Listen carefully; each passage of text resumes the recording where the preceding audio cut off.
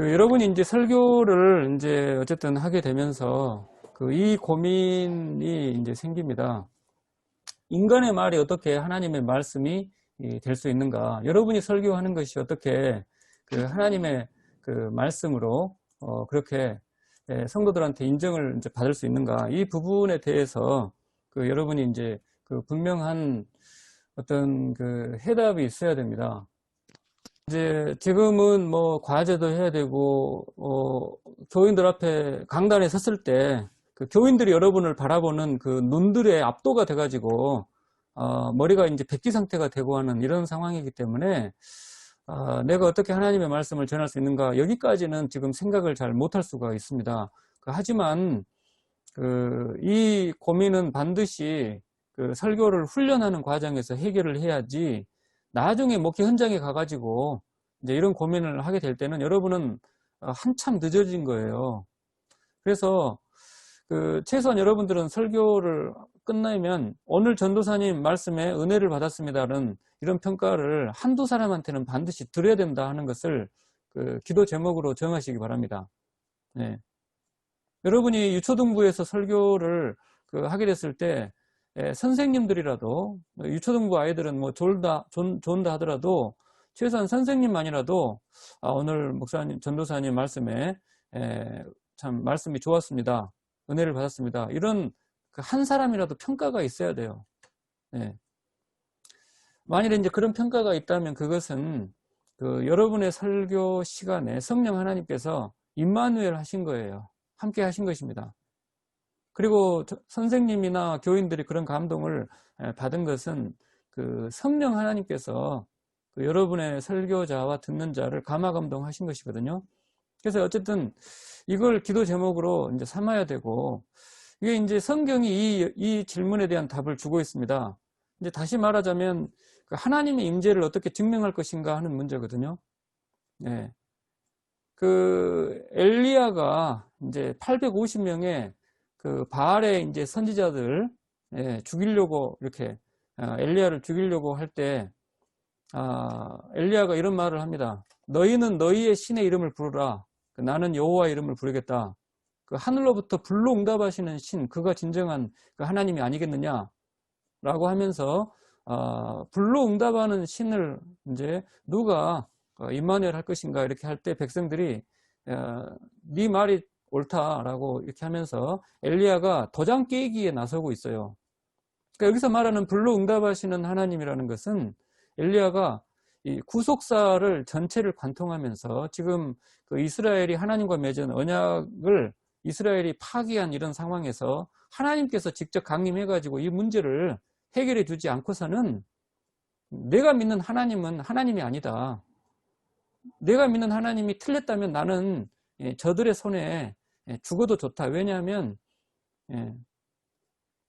나는 내 목숨만 잃어버리는 것이지만 하나님은 하나님의 모든 것을 언약에 걸고 있는데 언약을 지키지 않으니까 하나님은 모든 것을 잃어버리는 것이다 라고 하는 그런 똘끼, 그런 이 불타는 마음을 가지고 자기 목을 걸고 하나님이 직접 강림해 주셔야 된다 라고 하는 것으로 그렇게 이제 자기를 압박하는 게 아니고 하나님을 압박하고 있는 거예요. 그래서 여러분들이 설교단에 섰을 때 도대체 무슨 목적을 가지고 설교단에 섰는가 하는 것이 분명해야 됩니다. 그래서 이제 이 부분에 있어서는 사실 이제 어거스틴과 토마스 아퀴나스가 서로 이제 2000년 동안 이제 사상적으로 대립을 해온 것이, 어거스틴은 이제 이해를 추구하는 신앙이다. 나는 믿는다. 그러므로 이해할 수 있다. 근데 이 믿음은 내가 믿는 게 아니고 하나님께서 주신 믿음이에요. 그러니까 이해도 누가 책임을 짓는가 하면 하나님이 책임을 진다는 것입니다. 그런데 토마스 아퀴나스는 이제 인간의 이성으로 하나님의 존재를 증명할 수 있다는 자신감을 가지고 신앙을 추구하는 이성을 그렇게 주장합니다. 여기서 말하는 신앙은 이제 하나님에 관한 믿음의 단계로 이제 도달하는 건데, 그 수단이 뭐냐면 인간의 이성이에요. 그러니까 인간의 이성, 인간의 어떤 노력, 인간의 어떤 설교자의 열심을 가지고 하나님에 관한 믿음의 자리에 도달할 수 있다. 이 두 가지가 이제 서로 대립을 하고 있습니다. 그래서 오늘 목회 현장에서 자기는 간파는 개혁주의라고 하는데 그 하는 방식은 그 알미니안이거나 토마스 아퀴나스를 따르는 사람들이 많아요. 따르는 설교자들이 많습니다. 예를 들어서 여러분의 이름을 불러보시기 바랍니다. 하나님께서 지금 여러분을 부르고 있습니다. 그 승진아, 내가 너를 사랑한다. 이렇게 이제 감성팔이를 해가지고 그런 그 이성적인 또는 감성적인 이런 수단으로 하나님에 관한 어떤 믿음의 상태로 사람들을 끌어올릴 수 있다. 이제 이런 것들이 다 이제 그 영적인 감동을 사람 설교자가 단독으로 만들어낼 수 있다 하는 그런 그 속은 이제 그런 프레임을 가지고 있는 거예요. 네, 그래서 목회 현장에서 그 개혁주의, 간파는 개혁주의인데 알맹이는 알미니안을 따르는 경우들이 그 많습니다. 신학 공부의 주도권, 또 설교에서 그 불로응답하는 신을 만들어내겠다는 이 주도권, 그 인간의 어떤 그 이성이나 감성이나 의지의 문제인가, 하나님의 계시의 문제인가 하는 이런 것들이 굉장히 이제 불분명한 경우들이 많아요. 알미니아는 계시도 좋지만 인간의 이성이나 인간의 노력이 있어야 되지 않겠는가 합니다. 하지만 개혁주의는 계시 의존 사색을 추구합니다. 여기서 말하는 그 사색이라는 것은 하나님을 만나는 자리예요. 하나님을 이해하는 겁니다. 하나님과의 인격적인 연합의 자리, 그 목표에 어떻게 도달하는가? 계시에 의존함으로. 그런데 계시에 의존한다는 게 이제 뭔지를 모르는 설교자들이 많이 있습니다. 현실적으로 하나님의 계시 말씀이 그 신학생의 신학 공부와 설교 훈련을 어떻게 이끌어가는가? 어차피 내가 노력해야 되는 거 아닌가 하는 생각을 이제 벗어나지 않은 사람들이 많은데, 이 계시가 이끌어 간다는 것을 여러분이 잘 이해하시기 바라고, 계시가 이끌어 나감에 있어서 여러분이 정말 여러분의 신학 공부는 그 철저하게 기도하면서 하나님, 여러분이 먼저 설교자로 올바로 서는 것이 중요합니다. 하나님을 믿는 신앙인으로 먼저 서는 게 중요해요. 그래서 그 합리적인 이성으로 또 노력으로 설교자가 되어보겠다 하는 것을 다 집어치우고 철저하게 하나님의 말씀에 의존하는 그런 설교자가 되겠다고 결단하시기 바랍니다. 그래서 그 시편 119편 18절, 내 눈에 이 비늘을 벗겨 주시고, 그래서 주님의 법, 주께서 말씀으로 이 세상을 다스리는 그 귀한 것을 내가 분명히 깨달아 알고 보게 하고 하소서. 그렇게 기도하시고 죽기 내기로 공부를 열심히 해야 됩니다. 그냥 그 적당히 이제 적당한 선에서 만족하는 신학생들이 많아요. 그리고 학교에서 배운 거 가지고 교회 가서 해봤더니 통하거든요. 그러면 교인들이 좋아하는데 적당히 만족해가지고 그렇게 이제 졸업한 다음에 전혀 3년, 5년 후에 만나보면 진보가 없는 교인들의 이제 치마폭에 쌓여가지고 그렇게 완전히 그렇게 이제 떠받들림을 당하면서 그렇게 이제 발전이 없는 목회자들을 제가 너무 많이 보는데 정말 꾸준히 공부를 하시기 바랍니다. 그러니까 계시의 은혜는 이제 여러분이 하나님을 모를 때 찾아오신 은혜가 있지만 사역자에게 있어서는 그 다음에는 여러분의 노력은 이제 선택의 문제예요. 그러니까 하나님께서 여러분을 쓰시느냐 마느냐 하는 것은 이제 그 계시를 의존하는 그 방법을 여러분이 신학 공부를 통해서 철저하게 배우셔야 됩니다. 그래서 신학 공부의 주도권은 말씀이 이제 이끄신다. 그 말씀이 이끄는데 그 하나님께서는 여러분들에게 이제 하늘의 지혜를 주십니다. 여러분이 공부를 할 때 하나님께서 놀라운 깨달음을 주십니다. 그 깨달음을 주시는 것은 그걸 들어야 될 사람이 있기 때문에 주시는 거예요. 그러니까 들을 사람이 없는데 그냥 공부만 하겠다 하는 것은 그건 여러분이 이제 넘어가는 겁니다. 하나님은 절대로 들을 사람이 없는데 그냥 여러분의 지식을 확장하기 위해서 하나님을 알려주는 법이 없어요.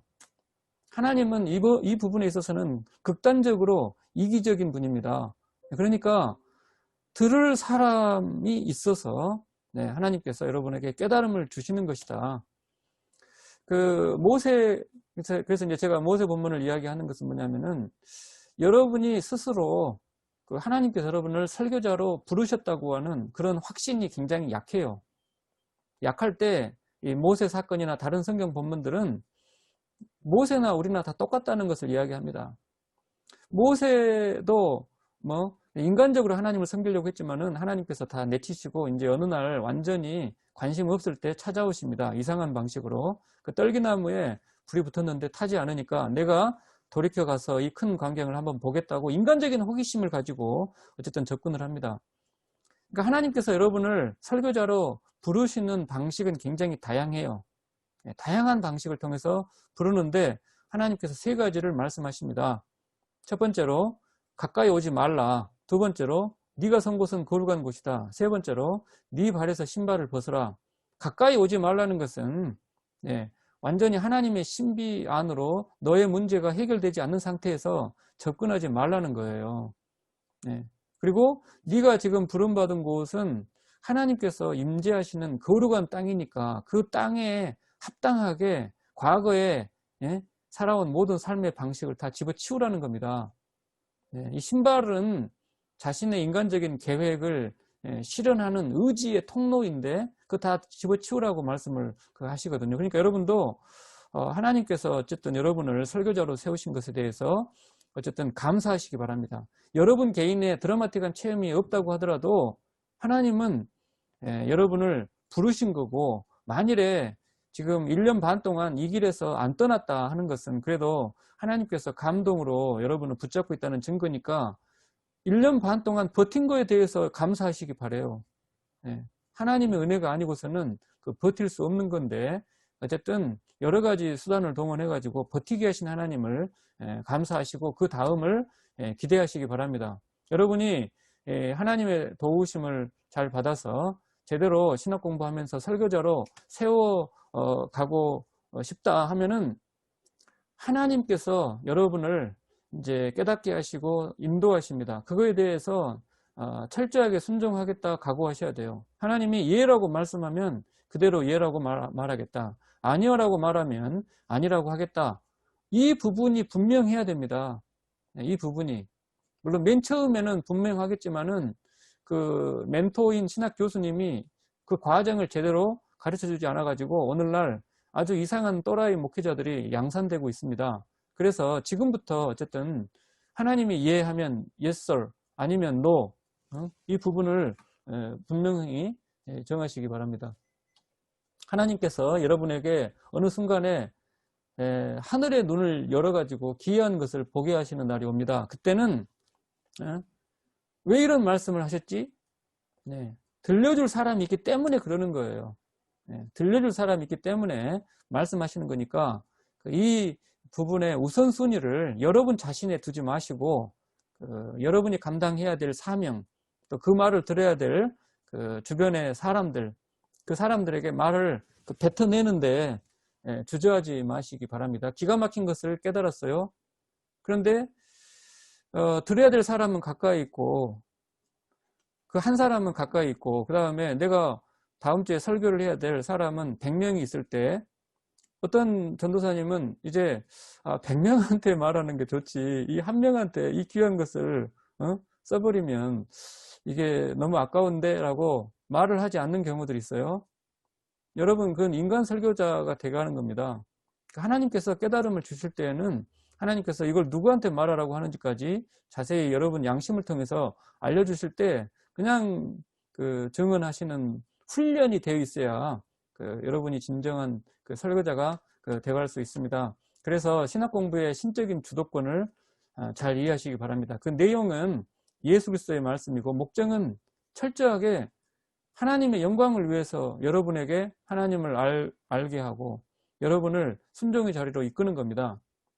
그리고 그 수단은 성령께서 여러 수단들을 통원해 가지고 여러분을 깨닫게 하고 감동하고 결단하게 만듭니다. 그래서 이런 삶을 살기 위해서는 고린도 후서 5장 17절 말씀 늘 묵상하시고 실천하시기 바라고 그 신학생 본인의 여러분의 인생과 삶은 하나님께서 이제 소명에서 사명으로 매일매일 이끄신다.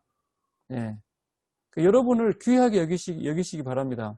여러분이 지금 앉아있는 환경이 어떠하든지 간에 여러분은 하나님한테 목이 붙잡힌 바 되었다. 여러분의 목을 하나님이 붙잡고 가고 계시다.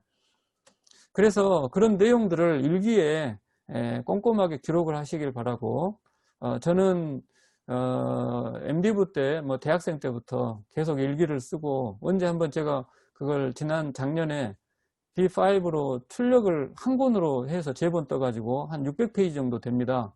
자주 읽어봅니다. 일기를 쓰라고 하면은 쓸 말이 없다고 하는 사람들이 많은데, 하나님께서 여러분의 입을 통해서 뱉어내게 하시는 문장은 3가지가 있어요. 그러니까 신학 훈련을 하는 단계는 의문문을 쓰시기 바랍니다. 의문문. 의문문을 한 10년 쓰시면 하나님이 여러분의 의문문을 반드시 다 서술문으로 다 바꿔주십니다. 그리고 그것도 한 번만 바꿔주는 게 아니고 거듭거듭 바꿔주시기 때문에 여러분이 이제 진정한 설교자가 될 때는 감탄문으로 다 바뀌게 될 거예요. 이것을 이제 바꿔가는 과정에서 주님은 여러분의 명사가 되십니다. 왜냐하면 주님은 여러분이 필요한 모든 것을 공급하시는 분이기 때문에 주님은 여러분의 형용사가 됩니다. 왜냐하면 주님은 사망에서 생명으로 구원하셨기 때문에 그래서 부정적인 형용사를 다 긍정적인 형용사로 바꾸어 주시는 분입니다.